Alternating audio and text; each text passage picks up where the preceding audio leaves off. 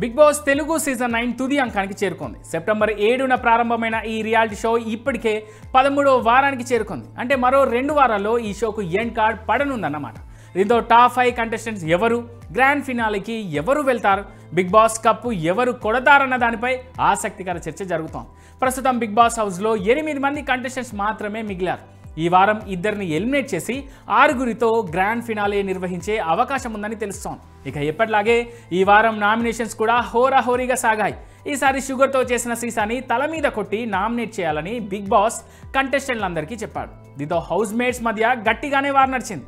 ముందుగా ఇమాన్యుయల్, రీతు, డిమాన్ 2ని నామినేట్ చేశాడు. అలానే భరణి, సంజన, డీమాన్ పవన్ని 2ని నామినేట్ చేశాడు. అలానే రీతు సుమన్ శెట్టిని నామినేట్ చేసింది. ఇలా మొత్తానికి నామినేషన్స్ ప్రక్రియ పూర్తయ్యేసరికి మొత్తం 6గురు లిస్టులో చేరిపోయారు.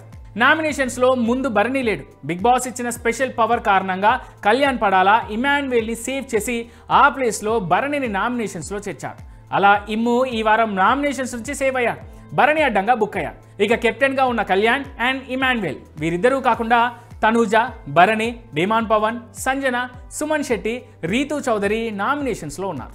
ఇక ఈ వారం నామినేషన్స్ లిస్ట్ గమనిస్తే రీతు చౌదరి, సుమన్ శెట్టి డేంజర్ జోన్లో నిలిచే ఛాన్స్ ఎక్కువగా కనిపిస్తోంది.